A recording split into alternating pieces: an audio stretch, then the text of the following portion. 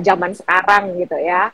Sudah bukan saatnya lagi perempuan-perempuan berdiam diri di rumah, pasrah menerima keadaan gitu kan. Atau ternyata perempuan itu bisa loh berbisnis serius gitu dengan hasil yang besar.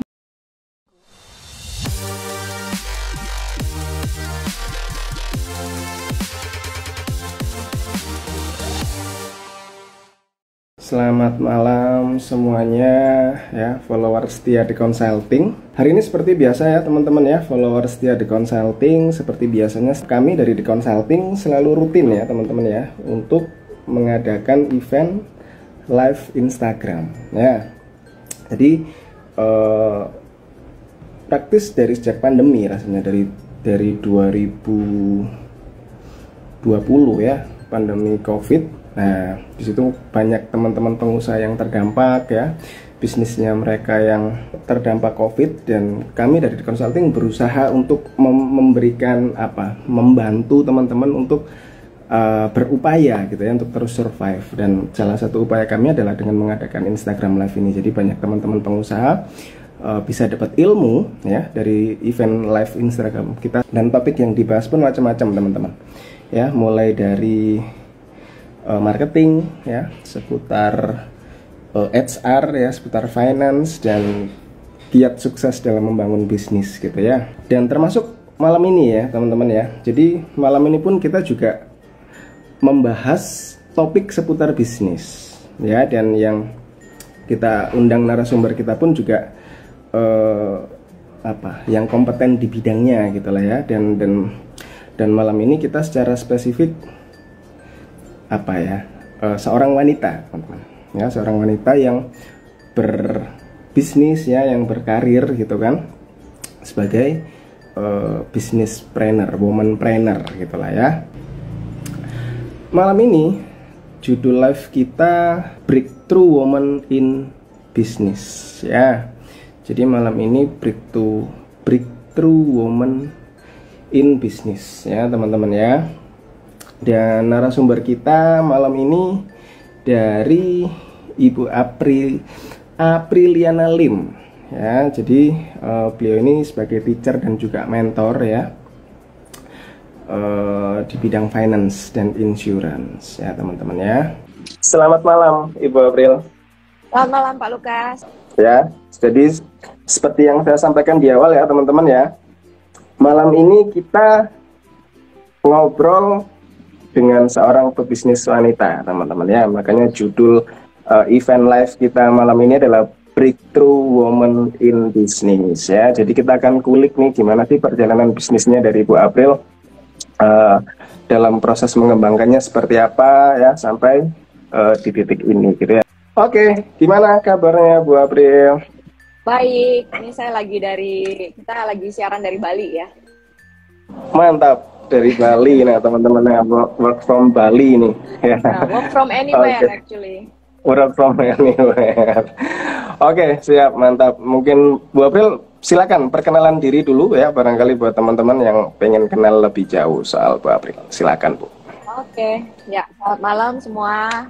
Nama saya Apriliana Lim, bisa dipanggil April, Ci April, Bu April, apapun deh ya. Terus ya hari ini berterima kasih banget udah diundang oleh di consulting, ketemu sama Pak Lukas. Hari ini kita mau sharing-sharing cerita-cerita ya Pak Lukas ya. Siap. Ini udah, saya sendiri juga nggak sabar nih dengar cerita-cerita. Oke, Bu April, sebelum kita mulai saya penasaran nih ya. Breakthrough Woman in Business ini apa sebenarnya? Nah ini mau digali dari mana nih? Kalau Breakthrough Woman ya, saya rasa mungkin dari judulnya aja ya. Kita ya mengajak kan semua wanita-wanita, perempuan-perempuan, ayo kita breakthrough gitu loh.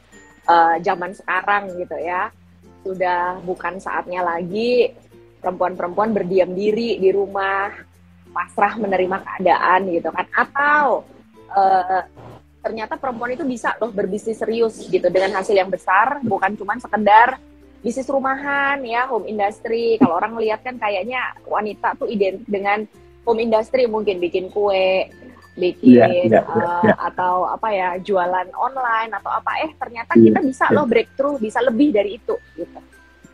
Iya, iya, iya, iya, mantap, mantap. Menarik, menarik, menarik. Karena saya pribadi pun banyak ya nggak banyak juga beberapa teman eh, nggak tahu kenapa wanita itu cenderung seperti membatasi gitu ya. Mereka dengan skala UMKM gitu mereka udah puas gitu. Mungkin karena mindsetnya mereka nggak mindset lama kali ya. Mereka nggak diharuskan gitu sebagai apa, rata-rata kan mikirnya kan mungkin laki ya, tugasnya laki. Mungkin saat ini mungkin udah bergeser harusnya ya Bu April ya. Betul, betul. Ada data ya yang mengatakan bahwa sebenarnya 60% pelaku UMKM itu di Indonesia adalah wanita. Jadi sebenarnya roda perekonomian Indonesia ini bergerak karena adanya wanita. Mantap, 60% ya? 60%, ya, lebih dari 60%. Nah, terus kemarin, bukan kemarin ya, beberapa saat yang lalu, kita udah ngobrol-ngobrol nih dengan petinggi dari beberapa bank. Dikatakan bahwa kalau perempuan itu nature-nya pinjem kredit, itu beda loh sama laki-laki. Jadi kalau perempuan pinjem kredit ke bank, mereka itu cenderung pinjem lebih kecil dari yang diperlukan. Misalnya butuh modal 100 juta gitu ya. Tapi mereka nggak berani pinjem kredit 100 juta gitu. Mereka akan pinjem kreditnya adalah misalnya 60 atau 50 juta. Sementara kalau laki-laki cenderung over ya. Butuh 100, oke, kita pinjam 150 gitu. Nah, jadi dari segi keberanian aja itu yang kita bilang makanya harus breakthrough gitu. Keberanian perempuan untuk berbisnis gitu. Karena dianggap aduh enggak deh, aku minjem 100 juta takut gitu. Mendingan aku minjem 60 dulu, mulai kecil dulu. Jadi lebih perhitungan, lebih hati-hati. Nah, itu membuat beberapa limitasi gitu. Yes, akhirnya mereka ya segitu-gitu aja gitu kali kurang lebih ya. Karena dari mindset pun ada limitasi itu tadi. Menarik. Kalau ada dari Bu April sendiri, ketakutan ya mungkin ya.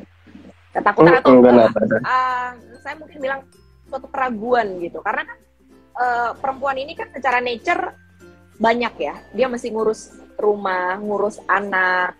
Terus kalau di Indonesia ini masih tunduk pada norma-norma ketimuran gitu kan. Sehingga merasa kayaknya, aduh saya nggak mau terlalu sukses gitu kan.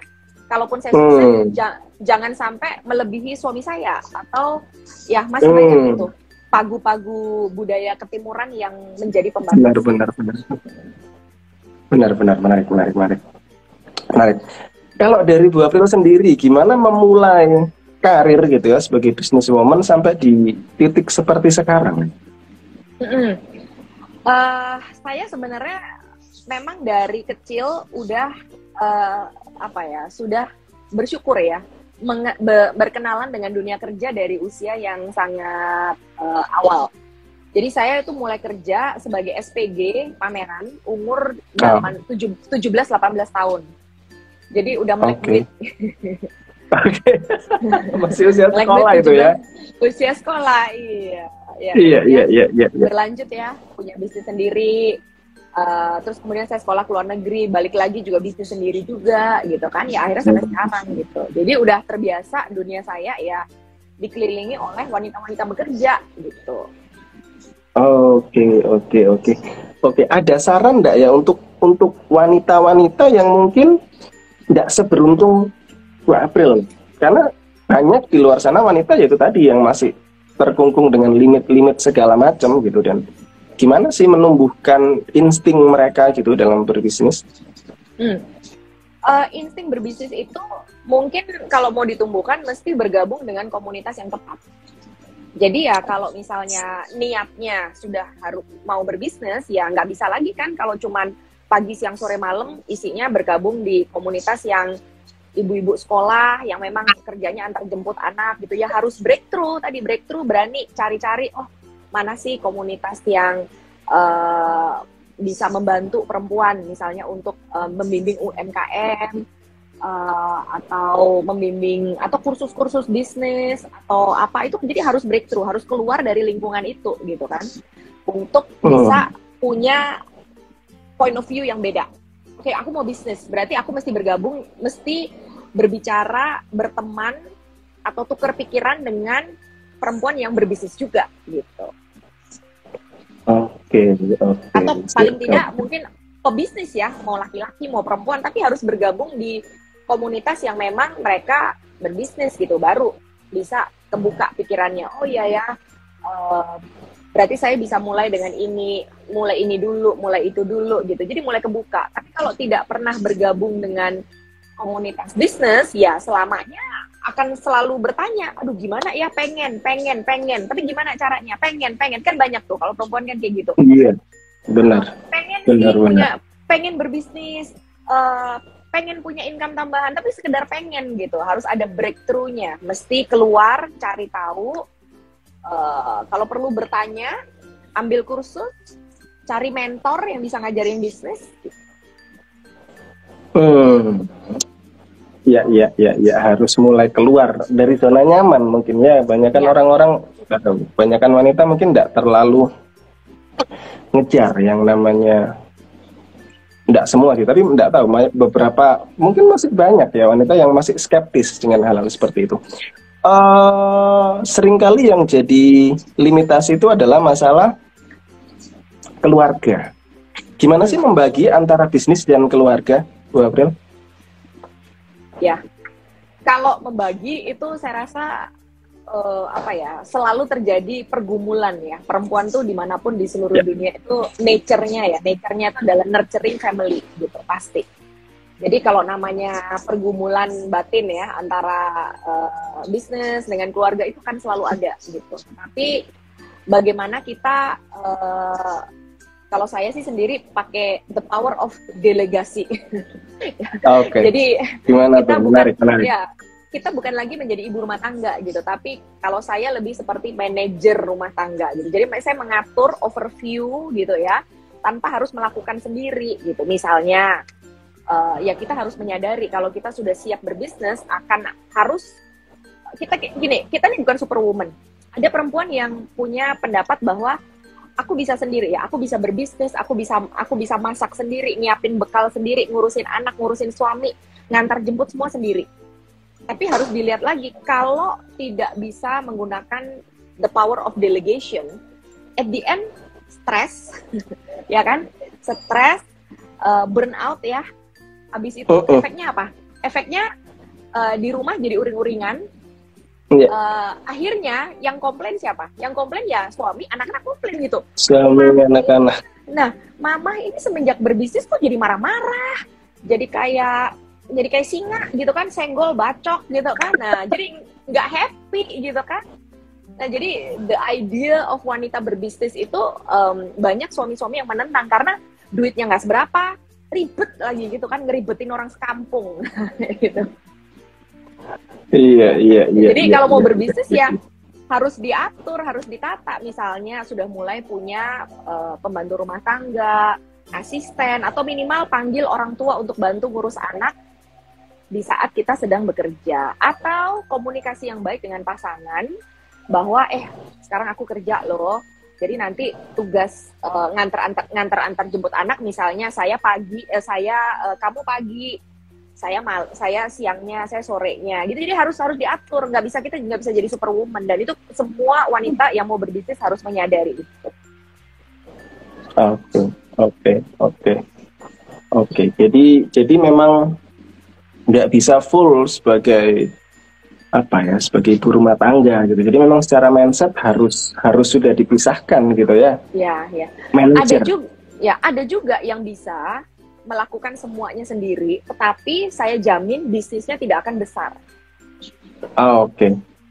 Ya, scope bisnisnya ya hanya segitu gitu, kalau dia melakukan semuanya sendiri. Oke. Jadi ngelihatnya dari sisi manajer gitu ya. Ya, manajer rumah tangga gitu ya. Ngatur kan. Oke. Anak, ya kayak saya nih berbisnis kan tetap pantau anak kan. Antar jemput anak jam berapa, kita udah WhatsApp supir, nanti jemput ini, jemput itu, nanti diatur, semua ngatur, semua via handphone ya, via gadget kita ngatur. Iya, menarik. Terus saya sempat searching gitu kan terkait Bu April. Alpha Team Vision itu Ya, apa, Bu Abel?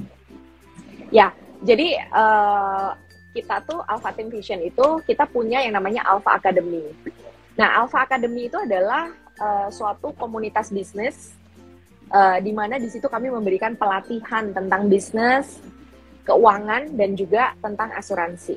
Jadi kita mendidik nih teman-teman yang pengen mulai berbisnis tapi nggak tahu bagaimana caranya, itu kita latih di Alpha Academy itu mulai dari dasar, dari basic. Oh, ini secara spesifik untuk wanita saja atau Oh, enggak dong. semuanya? Semuanya. Untuk semua, Oh, untuk laki-laki dan wanita. Tetapi memang kebetulan tidak bisa menampik kenyataan bahwa member kami ya itu 80% memang wanita. Tapi nggak minta loh, Pak. Nggak minta dan itu dong, enggak Pak. di setting, memang nature-nya seperti itu, tiba-tiba 80% wanita aja gitu ya. Nah, jadi memang kelihatan kan sebenarnya kalau dalam hal berbisnis mungkin wanita lebih gercep gitu ya. Ya, lebih semangat gitu ya, lebih Ya, semangat ya, gitu ya. ya. 80% ya. Oke, apa latar belakang Bu April meng-create Alpha Team Vision ini seperti apa, Bu April? Oke, backgroundnya adalah saya sendiri kan seorang pendidik. Saya pendidikan saya pendidikan guru. Oh, Ya, pendidikan saya guru. Jadi saya guru dan kepala sekolah selama 15 basicnya tahun. guru. Iya. Jadi Oke, kepala sekolah. kepala sekolah Mantap. juga, Apa? direktur pendidikan juga. Di apa? Jenjang Terus apa, saya punya Bu sekolah April? internasional di jenjang early childhood, TK sama SD. Oh, TK sampai SD. Oke. Basic sebagai tenaga pendidik. Terus, Yes.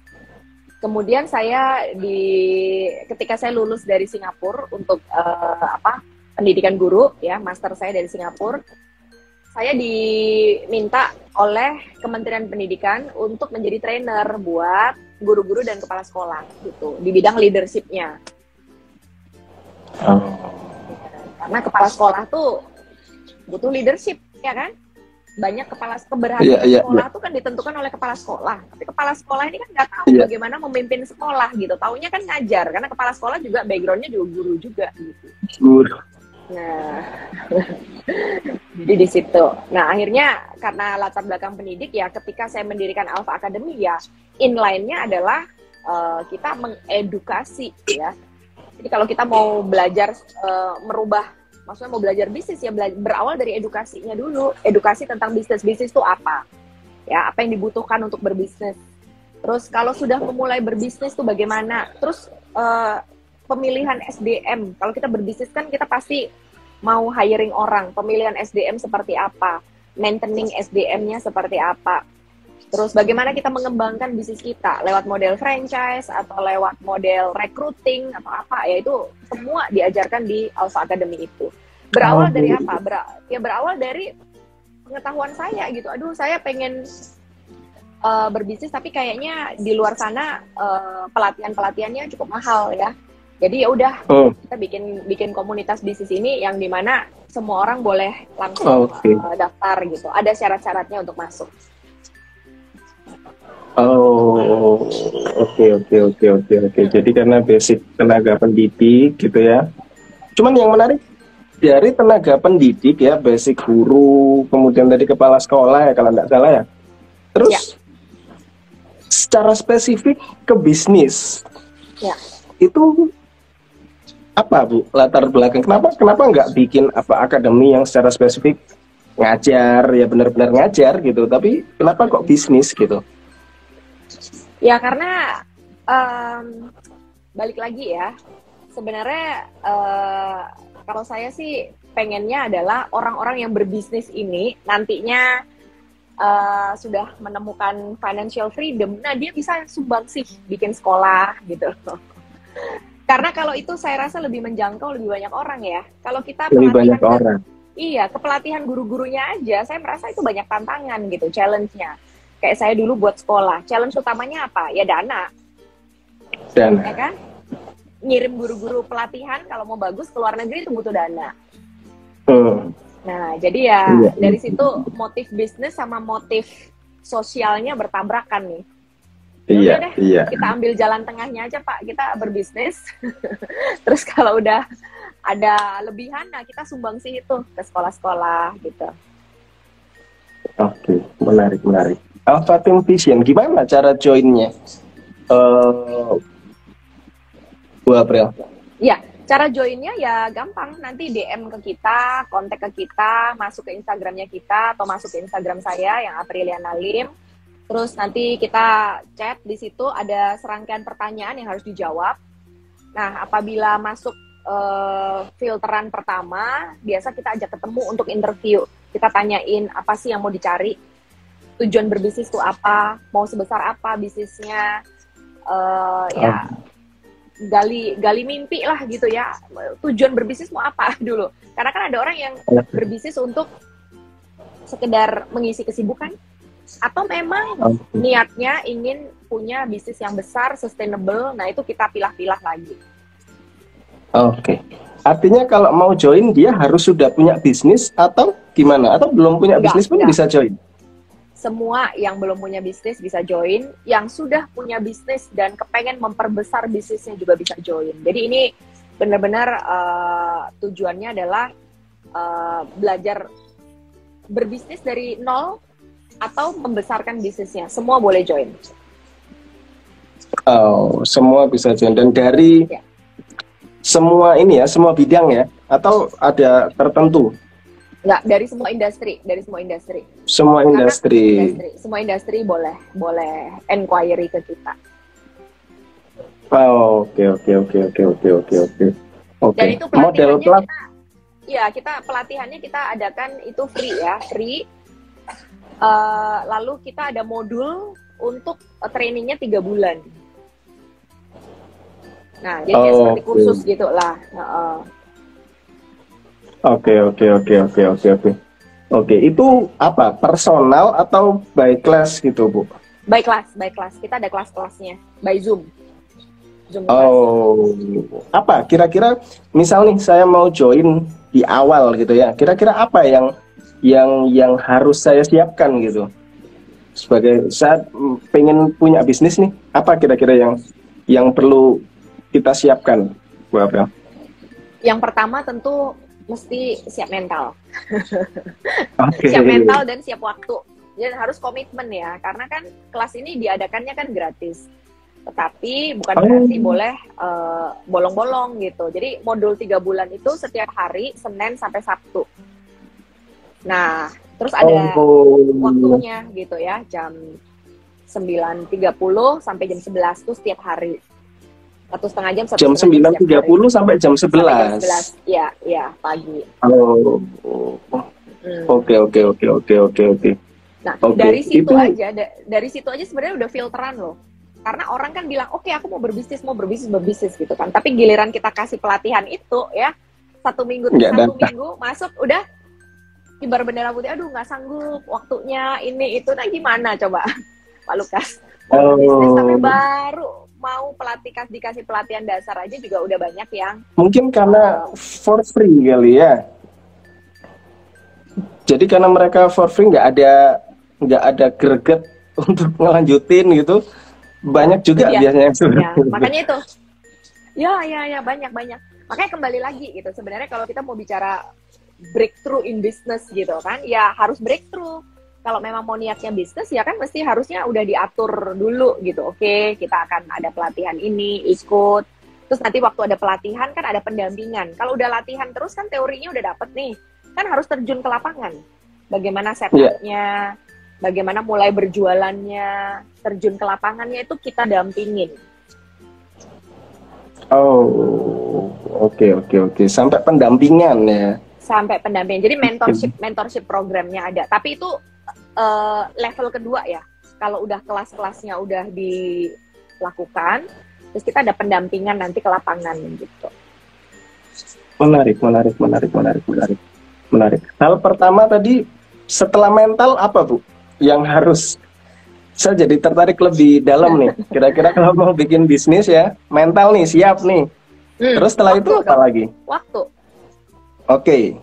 Tuh. Karena banyak orang bilang gini, aduh saya mau, tapi saya nggak punya waktu. Nah, kalau mau berbisnis, waktu tuh harus disediakan, harus di-create gitu ya.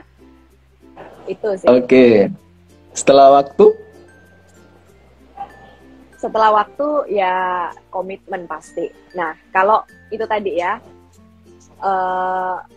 training 3 bulan, terus pendampingan di lapangan. Kan kalau orang berbisnis itu kan nggak mungkin lancar kayak jalan tol, toh. Iya. Nanti pada waktu kita udah mulai praktek di lapangan, mulai ketemu kerikil gitu kan, waduh, ini kok begini. Nah, bagaimana itu? Mau mundur? Mau balik lagi antar jemput anak? Oke. Enak ngopi-ngopi sama temen, atau kita mau terus nih? Dari situ tuh, itu terus. Tapi rata-rata yang berhasil ya Pak, sama kita, itu mereka sudah income-nya bisa 100 juta per bulan, 200 juta per bulan gitu. Setelah melewati, ya namanya bisnis ya, pasti ada ups and downs, naik turun ya. Naik turun pasti. Oke. Untuk pebisnis pemula ya Bu April ya, sering kali yang saya temui itu, mereka itu sering kali bingung mana yang lebih penting antara operasional atau marketing gitu. Makanya banyak dari mereka itu yang kadang tahu marketingnya bla bla bla, tapi dari sisi operasionalnya mereka nggak siap untuk besar gitu. Betul. Ada juga yang dari sisi operasionalnya kuat gitu ya, tapi mereka nggak ngerti marketing gitu. Kira-kira mana dulu sih sebenarnya kalau mau memulai bisnis ini yang harus dipikirkan terlebih dahulu gitu ya? Kalau mau memulai bisnis itu semua harus siap. Contoh restoran, ya, buka restoran, ya, marketingnya oke, bung, ya kan, pengunjung datang, tapi kitchennya nggak siap. Kira-kira orangnya balik nggak? Malas pasti. Ya cukup satu kali tahu, oh ada restoran baru di situ, tapi aku nggak akan pernah balik lagi gitu. Jadi the whole thing itu harus ready. Nah, tetapi operasional aja, kitchennya bagus gitu, nggak ada marketing, ya orang nggak tahu bahwa ada restoran gitu kan. Jadi ya tetap semua itu harus, kalau kita udah mau launching satu bisnis, itu udah mesti dipikirin marketingnya, operasionalnya, SDM-nya, sistemnya terutama. Nah, banyak bisnis itu saya melihat tidak bisa besar karena tidak punya sistem.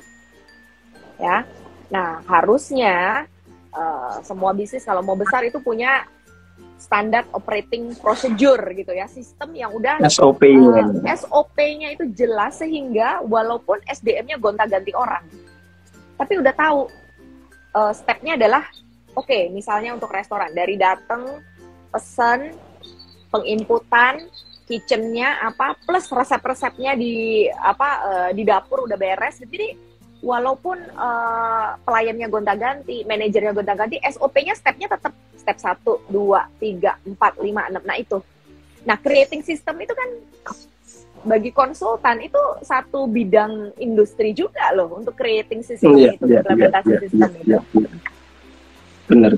Beberapa dari Oke, silakan lanjut. Termasuk di consulting kan? Benar. Anda dibayar mahal untuk create ini kan? Benar. Cuman beberapa teman-teman itu tidak terlalu aware dengan hal seperti itu, mungkin karena mereka mikirnya belum terlalu besar, gitu. Jadi mungkin belum butuh dulu, gitu. Kan kita tuh kalau mau create bisnis selalu day one harus berpikir bisnis kita tuh bakal besar. Kalau kita selalu punya limitasi bahwa aduh enggak lah, belum perlu ya, masih segini aja, ya udah one man show. Jangan heran gitu ya, kelihatannya glamour, bisnis restoran gitu, tapi yang punya turun di kalau kurang orang, dia sendiri yang server, dia sendiri yang kasir, terus kalau kokinya mogok kerja, dia juga yang masak. Itu bisnis apa kerja rodi? Gitu. Iya, akibat tidak adanya sistem. Nah, sistem sebenarnya bisa diciptakan mulai dari very simple aja. Ya kalau misalnya nggak ada budget untuk sewa konsultan, ya sendiri mesti ditulis gitu.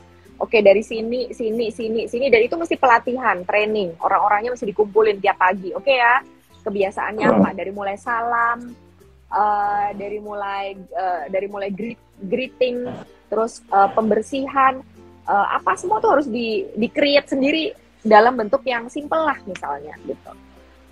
Dan itu harus tertulis ya? Ya harus tertulis dan disempurnakan terus kan. Mungkin satu kali waktu pertama ada loophole-nya ini, sempurnain semua sampai mendekati apa yang dimau gitu. Nah itu udah sistem yang paling simple tanpa harus sewa konsultan gitu. Tapi kalau mau gampang ada di consulting gitu ya. Oke. Jadi semua harus ini ya, siap dari sisi marketing, operasional. Iya. Oke. Seringkali dari teman-teman yang join di Alpha ya, mereka itu sampai diajari juga cara bikin SOP segala macam, kemudian dari marketingnya itu juga jadi benefit yang mereka dapatkan gitu ya Bu? Yes, semua diajarin. Oke, kalau dari marketing ini yang secara digital juga jalan ya? Ya, jadi kita untuk marketing kita banyak ajarin juga untuk digital marketing, bagaimana branding. Terus sekarang kan berjualan tuh udah nggak kayak zaman dulu kan, dengan adanya pandemi, orang work from home, itu sosial media menjadi sangat booming. Nah sekarang branding digital marketingnya kan udah yang up to date, mesti lucu-lucu, bikin reels ya. Terus kita ajarin mulai dari social media, paling gampang lah, paling murah kalau nggak mau hire content creator, kita ajarin cara bikin Canva, itu template-nya udah siap. Iya, itu semua diajarkan di situ. Marketing konvensional masih ini enggak sih, masih powerful enggak sih di era saat ini? Bu April? Seperti apa tuh? Marketing konvensional seperti apa? Misal banner, gitu? apa? Banner, terus kadang itu door to door, bagi-bagi apa flyer gitu-gitu. Saya rasa mungkin udah sangat jarang sekali ya. Lihat aja tuh, orang dulu pasang iklan di koran ya, besar-besaran, jor-joran, ya ratusan juta gitu kan. Tapi sekarang daripada orang ratusan juta, mereka lebih mending hire satu influencer di Instagram untuk mempromosikan brandnya dia gitu. Itu jadi shifting ya, udah ada pergeseran, marketing konvensional udah digantikan dengan ya bergeser. Nah, tapi perusahaan juga kalau tidak bisa melihat atau tidak bisa mengikuti perkembangan marketing itu, ya dia akan ketinggalan gitu. Dia let's say dia pasang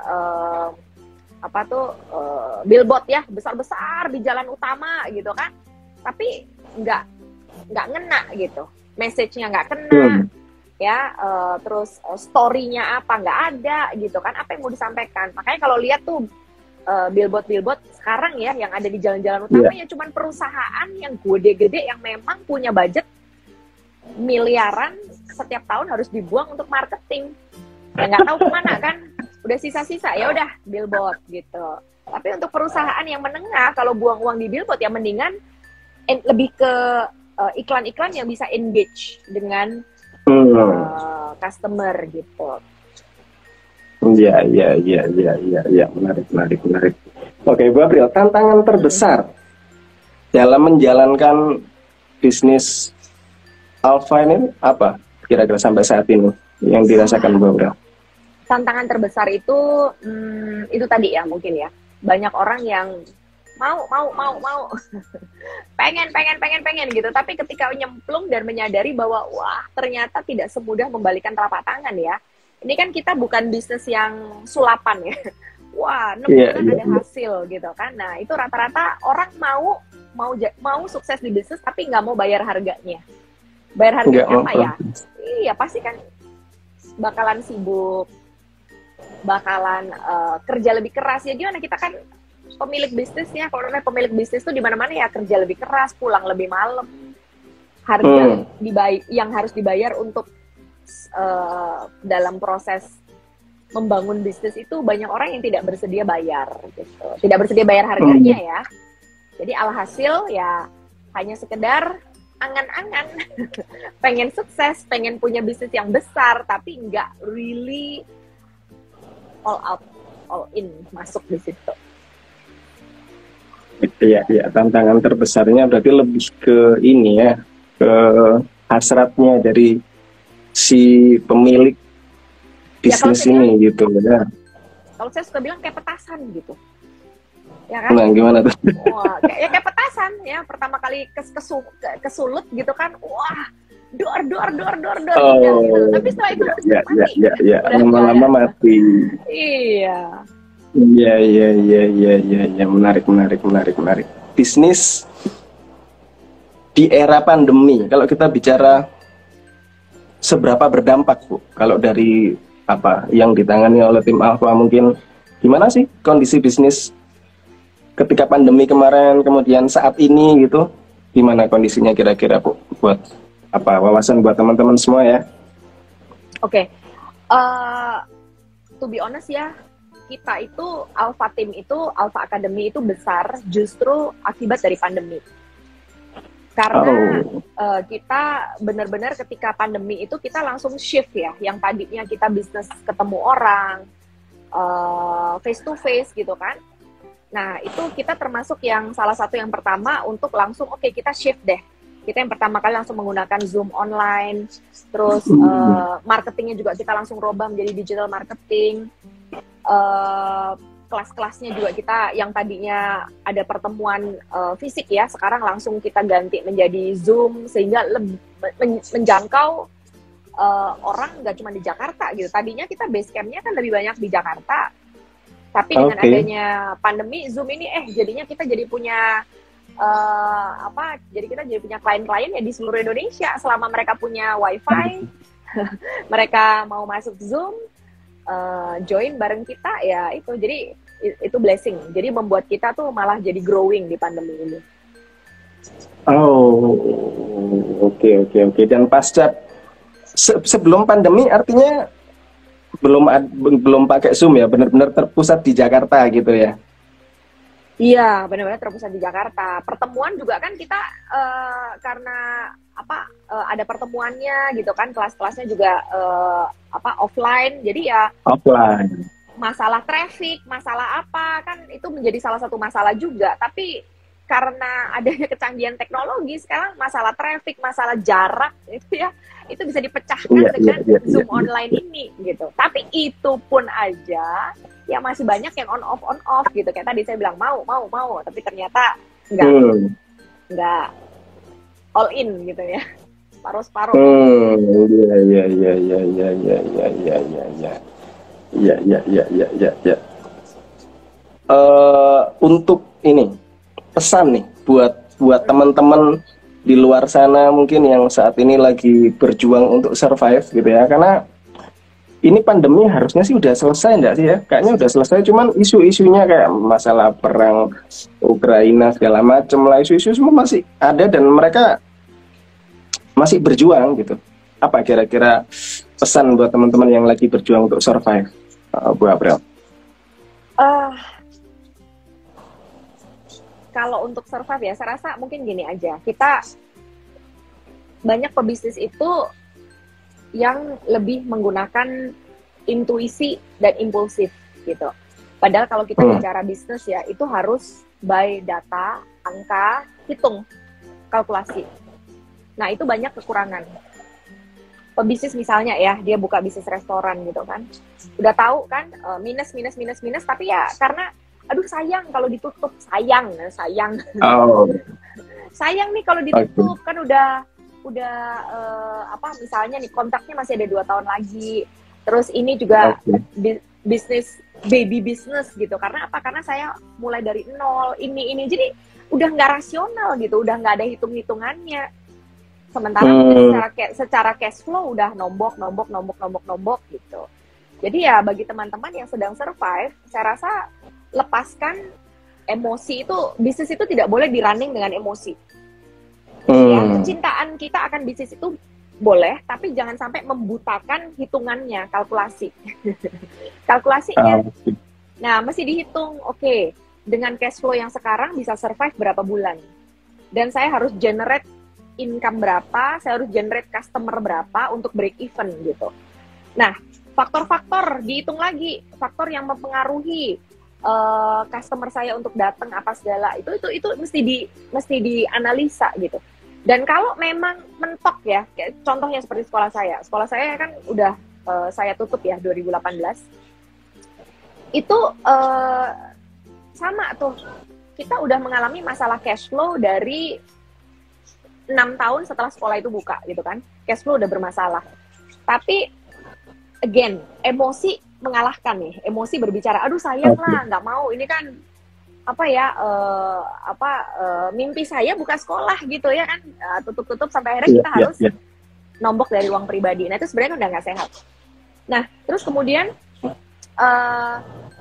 akhirnya kita melakukan kalkulasi gitu ya, setelah tahun ke-13 kita melakukan kalkulasi, dan saya kalkulasikan oke, kalaupun ini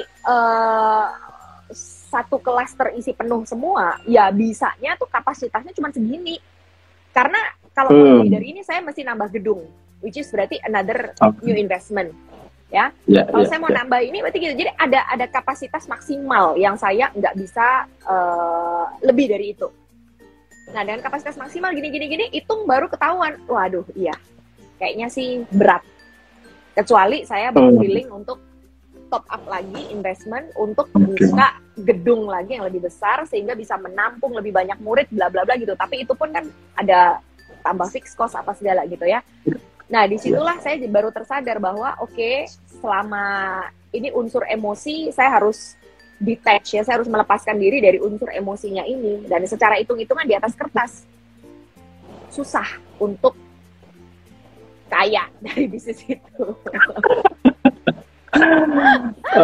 Ya, mungkin kalau cukup ya buat happy-happy, hura-hura bisa gitu. Tapi kalau mau kaya, mau pensiun, enak, waduh nggak bisa ya. Itu modalnya harus besar, bergulir terus. Nah dari situ tuh jadi kita buat keputusan yang rasional. Jadi ketika tutup ya kita tahu oke lah, kayaknya udah nggak bisa dipertahankan lagi, tutup gitu. Itu pengalaman ya. Tapi sekarang dengan belajar kan gini, pengalaman tuh adalah guru yang terbaik, ya kan? Iya. Tidak ada yang namanya gagal dalam berbisnis. Ya. Gagal dalam berbisnis itu adalah jadi belajar gitu. Pebisnis ulung tuh ya belajar dari bolak-balik jatuh, bolak-balik gagal kan. Nah, lama-lama belajar, menyempurnakan gitu. Oke. Jadi perlu data ya, intinya ya, Bu. Yes. Nah, banyak bisnis itu karena gini ya, tolak ukur keberhasilan suatu bisnis menurut Pak Lukas apa? Tolak ukur keberhasilan ketika suatu bisnis deh, dibilang bisnisnya berhasil, tolak ukurnya apa? Dari sisi ekuitasnya bisa semakin gede tuh buat bisnis itu semakin berkembang lagi. Jadi bisa buat semakin melebarkan gitu. Salah satunya sih itu. Ya salah satunya ya. Sebenarnya cuma satu, tolak ukur bisnis itu berhasil apa enggak. Ya harus untung. Iya benar, untung ke modal. Iya, kalau bisnis nggak untung ya nggak sukses namanya. Coba kita lihat aja Gojek gitu kan. Waktu startup company gitu kan, waktu dia masih startup ya. Gojek sukses nggak? Sukses. Orang semua tahu Gojek, tapi secara entitas bisnis dia sukses nggak? Ya enggak, dia berdarah-darah. Sampai investor sana semua itu gitu. Apakah sekarang Gojek merger gitu? Apakah sukses? Ya belum, masih sahamnya juga masih naik turun gitu kan. Jadi ya tolak ukur keberhasilan suatu bisnis ya harus bisa profit. Itu udah kata mati tuh. Nah, tapi banyak pebisnis yang tadi saya balik lagi karena emosinya bermain di situ. Ya udah nggak apa-apa deh, bisnis kamu gimana? Ya sekarang sih nggak untung. Yang penting nutup. Iya, sering. Ya kan? Nggak untung. Bertahan hidup ya. Yang penting nutup. Ya, bisnis bagaimana itu kalau kita cuman ngandalin asal nutup, asal nggak rugi, asal karyawanku ada kerjaan, ya order diterima, rugi nggak apa-apa. Yang penting buat bayar gaji karyawan cukup. Buat akunya nggak ada nggak apa-apa. Gimana? Kita masa mau kategorikan bisnis itu sukses? Iya. Tinggal tunggu waktu biasanya yang kayak Ya, gitu. ya, ya. Dan ini, Oke, dan menarik. ini saya belajar dari teman-teman saya yang bisnis di luar negeri ya. Ketika saya dikasih pertanyaan itu gitu, oke, menurut kamu bisnis itu dikategorikan sukses gimana? Ya saya jawabannya banyak macam-macam kan kayak tadi. Wah, kalau value sahamnya ini. At the end of the day, bisnis itu harus profit. Lupa kita di bagian itu gitu kan. Iya, menarik. Jadi teman-teman, pastikan kalian punya data gitu. Seringkali bisnis apa ya, startup gitu ya. Beberapa teman-teman ini belum terlalu aware dengan data itu sendiri. Jangankan untung atau enggak, tahu aja belum gitu. Nggak tahu aku ini untung apa enggak, kan itu yang sering kejadian. Jadi buat teman-teman mulai diperbaiki tadi, kalau di awal tadi ada sistem ya, SOP segala macam, kemudian terkait data-data, pakai program untuk mendukung bisnis ya, itu penting banget. Nah ini kalau kita bicara women breakthrough in business, ini kelemahan perempuan. Kelemahan perempuan adalah dalam mengadministrasikan bisnisnya. Saya pernah ketemu satu temen ya, yang dia bisnis rumahan, dia jualan smoothies gitu ya. Terus saya tanya, itu modal kamu semua berapa? Wah, terus terang nggak ngitung loh. Terus kamu bisa menentukan harga jualnya satu begitu, itu untungnya berapa? Waduh, nggak tahu tuh saya. Jadi semua tuh nggak ada gitu. Jadi dibilang kan kalau bisnis itu tidak menghasilkan profit dan kita nggak ketahuan profitnya berapa, it's just an expensive hobby. Itu hanya menjadi hobi yang mahal aja, bukan bisnis gitu. Hobinya bikin smoothies dan dijual, hobi ya, bukan bisnis. Orang nggak ketahuan modalnya berapa, untungnya berapa. Iya. Jadi ya sekarang banyak banget lah software accounting gitu ya, buat ngitung-ngitung gitu ya, buat teman-teman. Jangan lupa itu ya, harus diperhatikan ya. Oke, terakhir ya, nggak kerasa ini udah hampir sejam. Terakhir, pesan untuk para wanita yang mungkin saat ini pengen berbisnis gitu ya, mungkin ada saran atau pesan buat teman-teman para wanita di luar sana, Bu April? Ya, para wanita, waduh gitu ya. Wahai kaum wanita gitu ya. Ya, wanita itu kalau berbisnis tuh ya, dan sebenarnya dahsyat. Tetapi memang untuk memulai itu pertimbangannya banyak. Nah, tetapi ya jangan ragu gitu ya. Ya udah, cari komunitas yang bisa menyediakan pengetahuan tentang berbisnis. Dan kalau mau gampang ya udah kontak ke kita gitu ya, kontak ke Instagramnya Alpha Team Vision, atau mungkin boleh konsultasi dengan saya juga langsung. Yang penting bisnis apa yang paling baik? Bisnis yang paling baik adalah bisnis yang dilakukan, bukan dipikirin terus. Ya nasihat yang terbaik ya begitu ya, mau bisnis ya lakukan, jangan dipikirin, direncanain, terus nggak pernah kejadian gitu. Terus kalau udah dilakukan ya nyemplung all out gitu, serius ya, berani bayar harganya gitu. Berani capek, berani sibuk, ya, berani stres ya. Coba stres nggak Pak? Ya ada lah, itu kan bagian dari kita managing bisnis ya, managing orang, managing mungkin barang-barang, itu semua menjadi suatu the art, challenge artnya ya. Iya, oke, thank you. Jadi buat wanita ya, lakukan bisnis yang terbaik bukan yang dipikirin ya, konsep segala macam, tapi harus dilakukan ya. Oke, thank you Bu April buat sharing-sharingnya malam ini ya. Oke, thank you Bu April, sehat-sehat selalu, sukses terus buat tim Alpha Team Vision ya. Oke, thank you, bye semuanya. Thank you semua.